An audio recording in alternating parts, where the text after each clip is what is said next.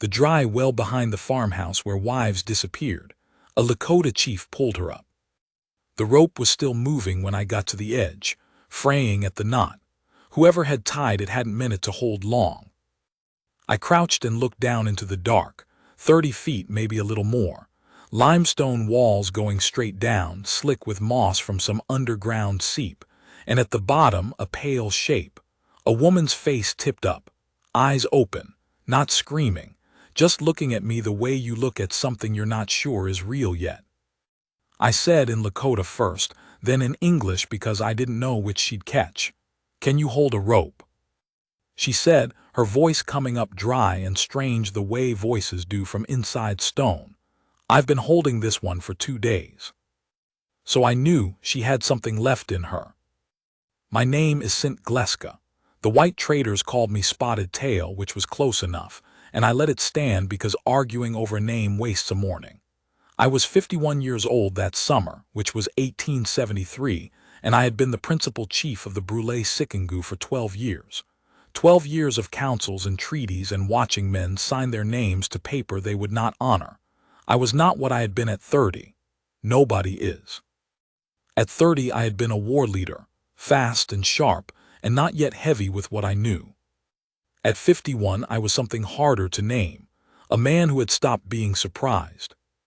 I had ridden out from the agency that morning alone, which I did sometimes when the council work sat too heavy on me, when the smell of the agent's office, coal, oil, and ink, and the particular sourness of a man who doesn't go outside, became more than I could carry without saying something I would have to answer for later. The plains east of the reservation boundary were still ours that year, still traversable, and I rode them when I needed to think. I had a good horse under me, a gray roan I called Tay Ska, white buffalo, because he was the color of smoke and twice as stubborn. I had my rifle across my thighs. I had water for 2 days. I had not planned to find anything. The farmhouse had been abandoned long enough that the roof had caved at one end and the doorframe was twisted out of true. Somebody's homestead dream gone hard. There were others like it scattered through that country, men who had come out from Ohio or Illinois with their wives and their seed corn, and found that the land here didn't care what they wanted. Some of them left. Some of them didn't leave in a way that left you much to see. I almost rode past it. What stopped me was the horse. Tay Ska went sideways and set his ears and refused the fence line, and I had learned 20 years earlier to pay attention when he did that. So I stopped, dismounted, tied him to a cedar post and walked the perimeter of the place looking for what had bothered him. Found it behind the house.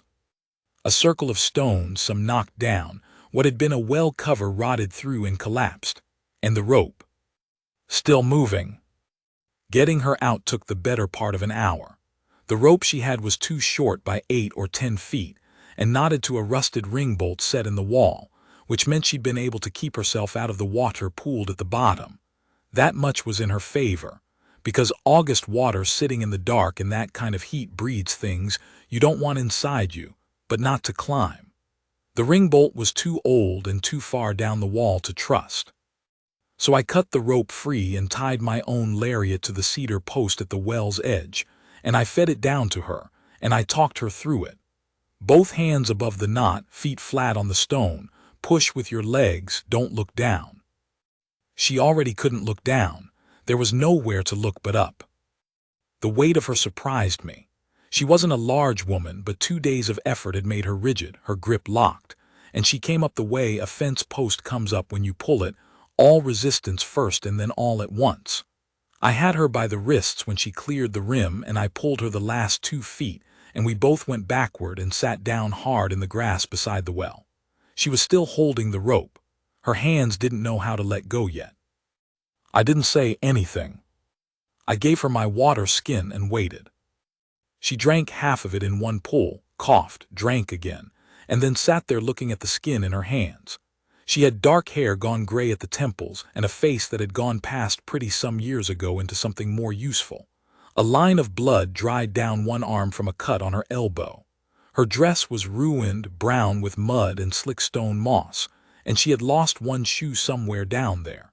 She was shaking but not uncontrolled.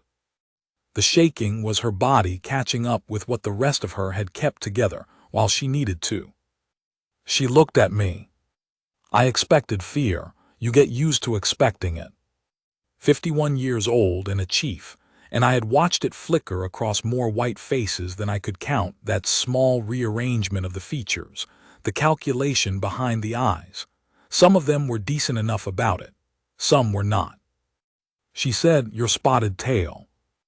I said, "Yes." She said, "I've heard you speak.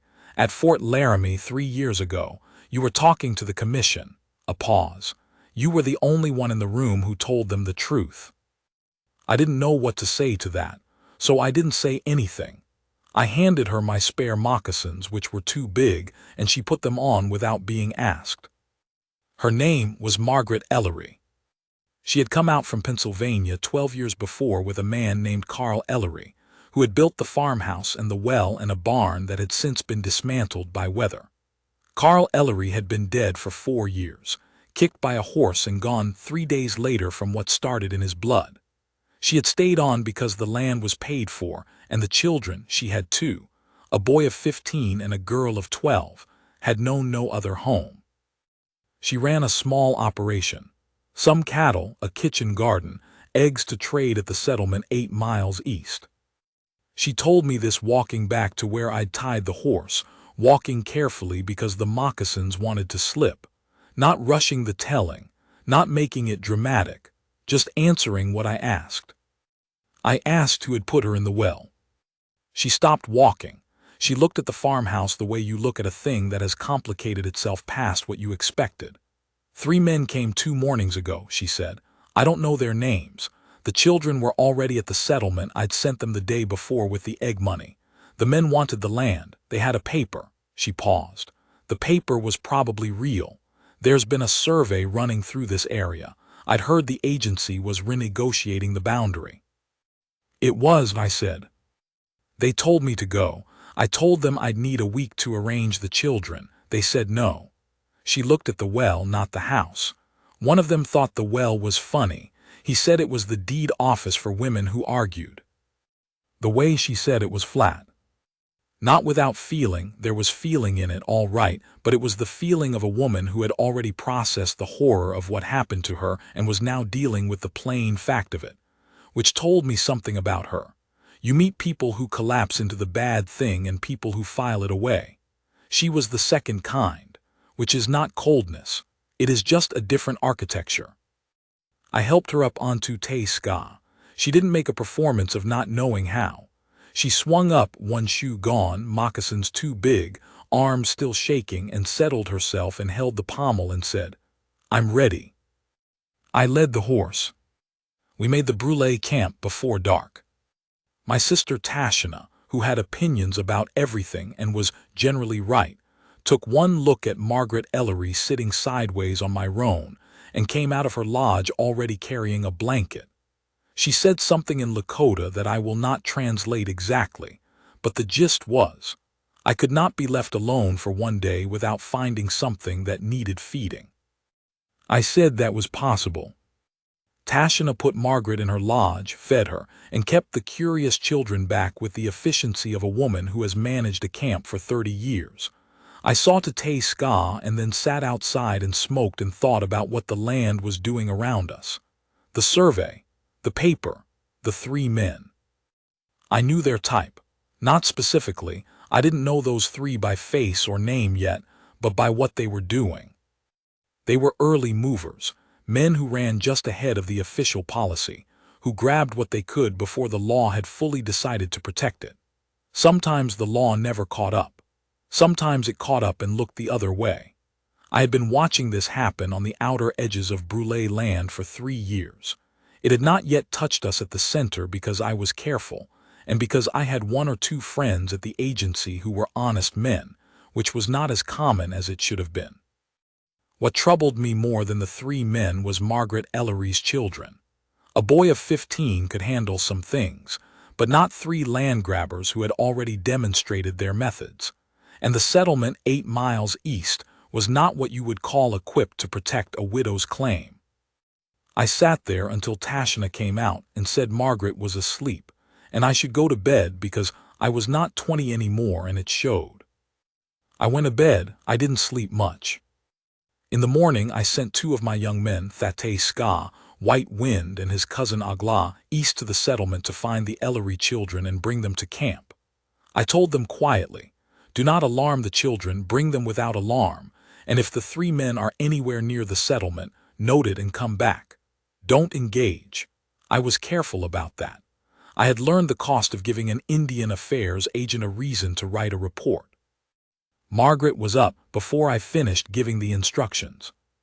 She had been given a clean dress, Tashina's, a little short on her, and her hair was still damp from the creek, and she looked like a different person from the woman I had pulled out of the ground the night before.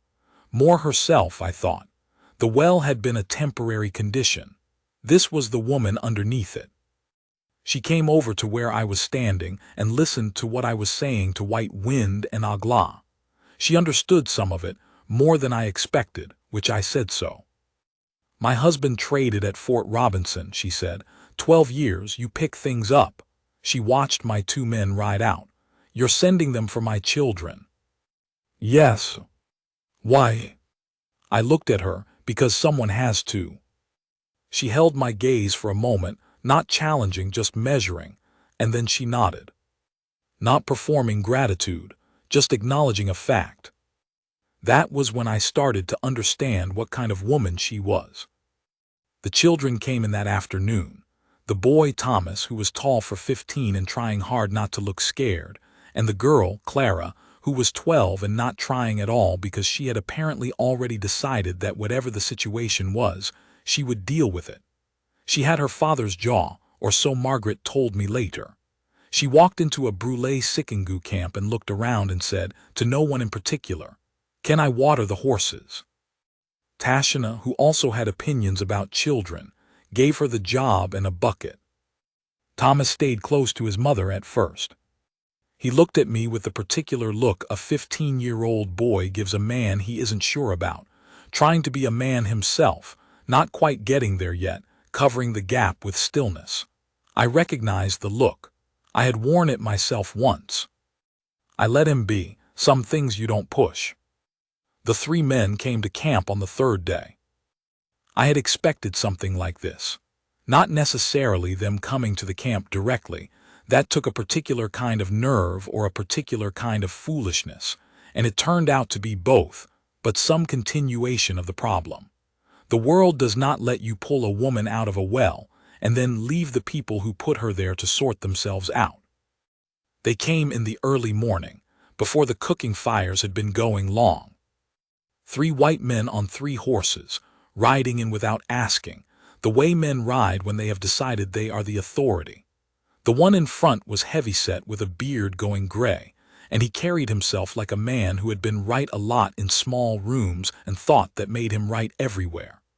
The other 2 were younger and quieter and watching for what he told them to watch for. I was at my fire when they rode in. I stood. The leader, he told me later his name was Sutter, which was probably real, looked at me, and then looked past me and found Margaret standing 20 feet back. He pointed at her. "That woman is a trespasser on surveyed federal land.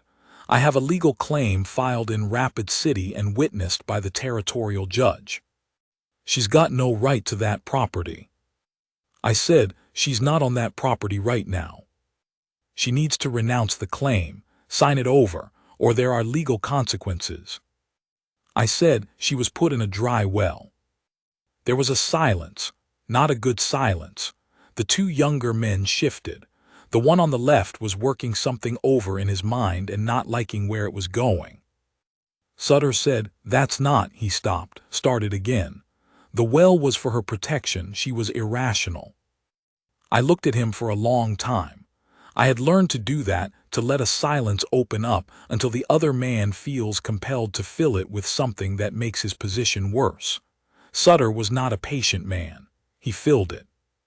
"Look, I don't want trouble with the tribe. I have authorization from the Indian Affairs." "Show me," I said. He didn't. He had no such thing, and we both knew it. and now the two younger men knew it too, because neither of them was looking at him quite the same way. I said, "The woman and her children are guests of the Brule Sikingu. Her land claim is documented and filed. I know the agent at this agency, and I know the territorial surveyor, and I know the judge in Rapid City, and none of them signed anything that allows a man to put a woman in a well." I paused. "Ride out." Sutter looked at me. He had the look of a man running the arithmetic and not liking it. He was on a Lakota camp with two men at his back and a chief standing in front of him who wasn't moving. He rode out. The two younger men rode out fast. I did not expect that to be the end of it. I was not wrong. They came back that evening, not to the camp, but to the road between the camp and the settlement, and they waited there for White Wind and Agla, who had been running messages for me. Agla took a rifle butt to the back of the head and came home bleeding. White Wind got away because he was fast and knew the ground. So now it was past a paper dispute. Now somebody had hit one of my people. I went to see Agent Hoskins. Hoskins was a good man for an agent, which means he was an honest man operating inside a system that was designed to make honesty inconvenient. He had been at the agency for 4 years. He had gray hair and spectacles and a permanent headache, and he told me within the first month that he had been told his job was to manage, not to fix anything. He told me this straight, which I respected. I laid it out for him. The 3 men, the well, the land claim, Agla's head. He listened the way he always listened, not just waiting for me to stop, actually listening. He said, "The claim may be legitimate. There's a lot of survey movement happening right now, and some of it is legal, and some of it's opportunistic, and from the outside they can look the same." I said, "The claim may be legitimate. Putting the woman in a well is not." "No," he said, "that's assault, that's a crime. And hitting Agla. Also a crime." He took off his spectacles and rubbed his face. "I can write to Rapid City. I can document it. I cannot guarantee what happens." "Write to Rapid City," I said, "document it." He did. I know he did because he showed me the letter before he sealed it. He was that kind of man. What happened in Rapid City, I don't know precisely. I know that Sutter and his 2 men were questioned. I know that the land claim was suspended pending review, which in territorial law meant it went into a drawer somewhere for 6 months or 2 years or forever. I know that none of the 3 men came back to that road again, or to that farmhouse. Maybe the letter mattered. Maybe Sutter calculated his odds and found them poor. Maybe both. That country was changing fast enough that sometimes the winds shifted before you could track them. Margaret Ellery stayed in camp for 10 days. The official reason was that we were waiting for the claim to clear and for it to be safe for her and the children to go back. The real reason was more complicated than that, or simpler, depending on how you look at it. On the 4th day, she helped Tashina tan a hide. Not performatively, she didn't make a thing of being willing to do it. She just saw what needed doing and did it, and she was not bad at it, which Tashina noted with a satisfaction that she tried to conceal and didn't. On the 6th day, I found her sitting by the creek with Thomas, and she was teaching him something about reading the sky, the way the light spread in the west before a storm. She had a good eye for weather, she told me when I came over. Carl had taught her. On the plains, you learn to read weather or you pay for it. I sat down with them for a while. Thomas showed me the sky interpretation his mother had given him. He was wrong about one part. The light in the northwest corner was not storm light. It was the reflection off a dry alkali flat 20 miles away, and I told him so and explained how to tell the difference. He listened. He nodded. He didn't perform skepticism the way some boys his age do to prove they're their own men. He just absorbed it and filed it. I liked him for that. Clara, meanwhile, had adopted 3 of the camp dogs and was conducting a study of their social hierarchy that she described to me in detail one evening, with the seriousness of a man writing a report for a land survey. She was not asking my permission to have opinions about the dogs. She was informing me of her findings. I told her the findings seemed accurate. She said she thought so too. Those 10 days were not nothing. That is what I am trying to say. They were something, the way a period of time is something when you are paying attention to it. On the 8th evening, Margaret and I sat at my fire after the camp was quiet. There was a moon going in and out of cloud cover, and the horses were calm in their picket line, and somewhere away to the north, a prairie dog barked twice and then stopped. She said, "I want to ask you something and I don't know how it will land." I said, "Then ask it and we'll find out." She was quiet for a moment. Then, "Why did you stay with this? The well was one thing. But the agent, Rapid City, 10 days. You didn't have to do any of that." I looked at the fire. I had been asked questions about myself before, more now than when I was young. Chiefs get asked things that soldiers don't. Sometimes the question wants a philosophy. Sometimes it wants a simple answer. I tried to read which this was. I said, "Because they put you in the ground and thought that was the end of it. And I have seen that assumption made too many times." She looked at me. I said, "Somebody has to be in the habit of pulling people out." She didn't say anything for a while. The moon went behind a cloud and came back. One of the camp dogs sighed and rolled onto its side. Then she said, "There's a part of me that has been trying to figure out how to thank you properly, and I keep finding that nothing is the right size for it." I said, "You don't have to find the right size." "I know," she said. "I'm telling you anyway." She looked at me steadily. The way she'd looked at me from the bottom of the well, actually, same quality of looking, like she was trying to see me correctly and she was going to take the time to do it right. "You are a careful man," she said. "Careful and methodical and good, and I don't think enough people say that to you directly." I didn't know what to do with that. I held it a moment. "The treaty negotiations," I said after a while. "The councils. You spend so much time in rooms with men who have already decided what you are that you start to hear yourself through their ears. And then somebody just says the plain thing." "The plain thing is the truth," she said. "Yes." We sat a while longer. The horses moved. The fire got low and I put another piece of wood on it and the sparks went up. At some point she put her hand on my arm. Not reaching, not making a gesture of it, just resting it there, the way you rest your hand on something solid, the way you confirm something is real. She was looking at the fire and so was I. I did not move. I let it be what it was, a moment of plain acknowledgement between two people who understood what the other one had come through. No more complicated than that and no less. On the 10th day, Hoskins sent word that the claim was suspended, and he could not guarantee it would be reinstated. He also sent word, in a separate and carefully worded note, that the 3 men had been advised to relocate their operations west of the county line. I told Margaret. She said, "So I can go back." "You can go back." She nodded. She went and told Thomas and Clara, and I heard Clara say something practical about the dog she was leaving behind, and I heard Thomas ask a question I couldn't make out, and then there was a long pause, and then I heard Margaret's voice, low, saying something to him that I didn't try to hear. Tashina came and stood beside me. She looked at the lodge where they were, and then she looked at me. I said, "Don't." She said, "I haven't said anything." "I know what you were going to say." "You don't," she said. "I was going to say you should help them move the cattle back before the grass in the south pasture gets picked over." A pause.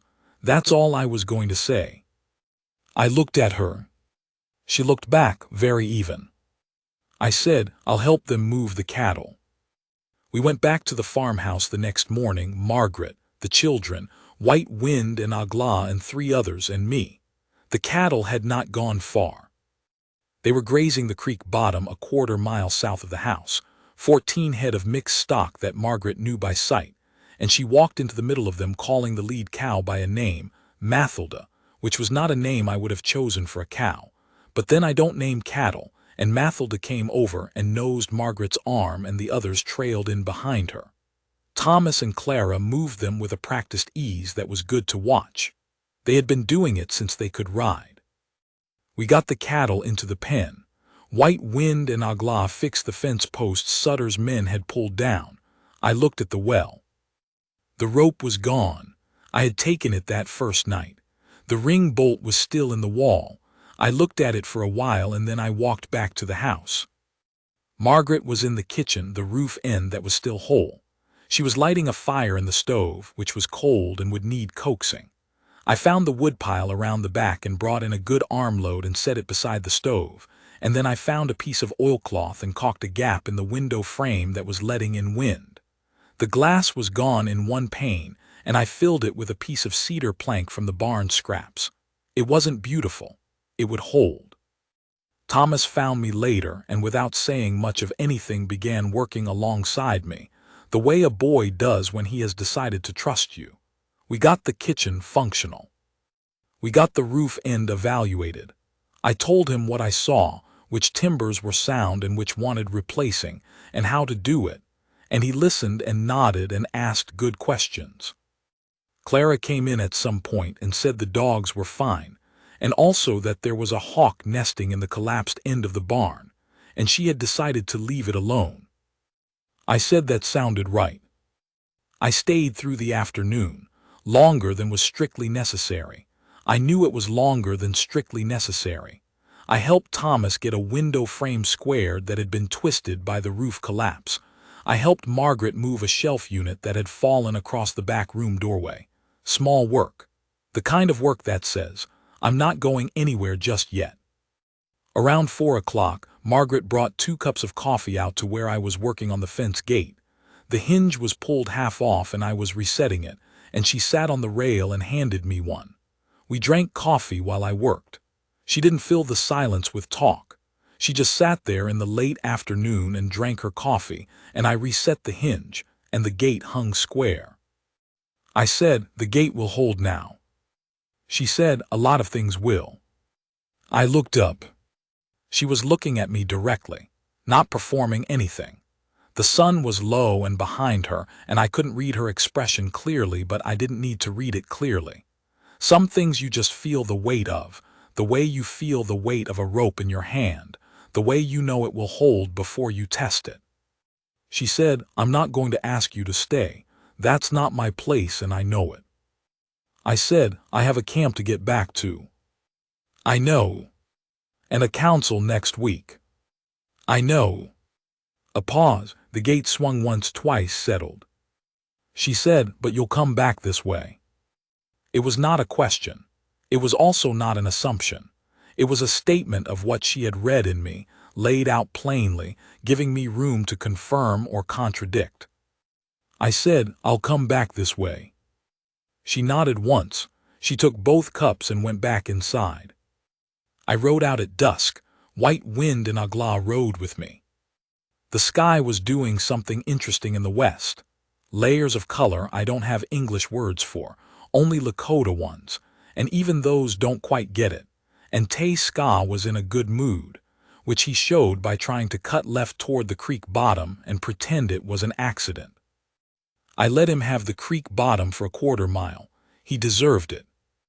White Wind rode up beside me after a while. He said nothing for a bit. Then he said in Lakota, she's a good woman. I said yes. He said strong. I said yes. He said honest. I said, are you done? He was quiet for a moment, and then he said, with perfect seriousness, I thought the cow was named Mathilda. I said, ride ahead. He did, laughing. Agla, who had been quiet with his bandaged head, rode up beside me. He said, the boy is going to be all right. I said, he is. He asks good questions. He does. Agla thought about this. The girl will be better, he said. She already tells the dogs what to do. I said she does. We rode in quiet after that. The creek bent north and we left it and climbed onto the plain, and the sky went dark and the stars came up, and I knew that country well enough that I could ride it without light if I needed to. I had ridden it in every season and every condition.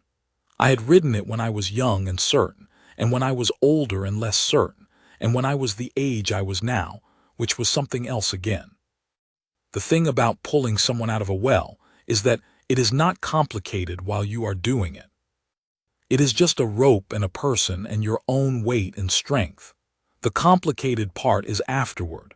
The complicated part is deciding what comes next and how much of it is yours to carry and how much you want to carry. I had made my decision. It was a quiet one, made without ceremony, the way most real decisions are. Not at the edge of the well and not at the coffee and not at the gate. Somewhere in the middle of the afternoon, resetting a fence hinge that didn't need me there and staying anyway. Some decisions you don't announce, you just begin living them. I went back 3 weeks later. The roof end was under repair.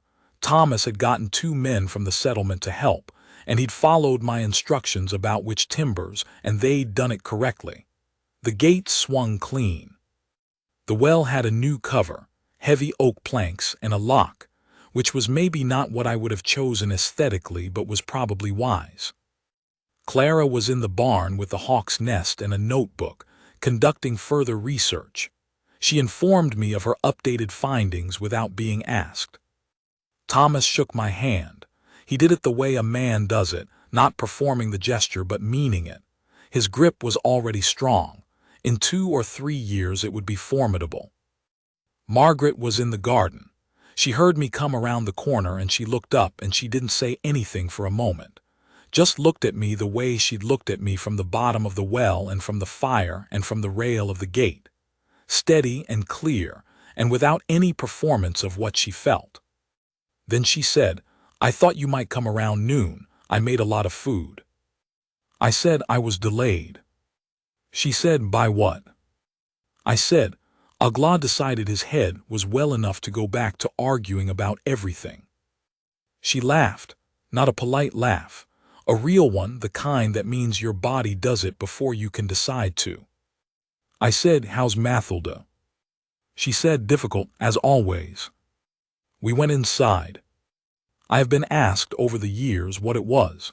People ask chiefs about things like this because chiefs are supposed to have framework for everything. I never did find a framework that fit. What I have is what it was.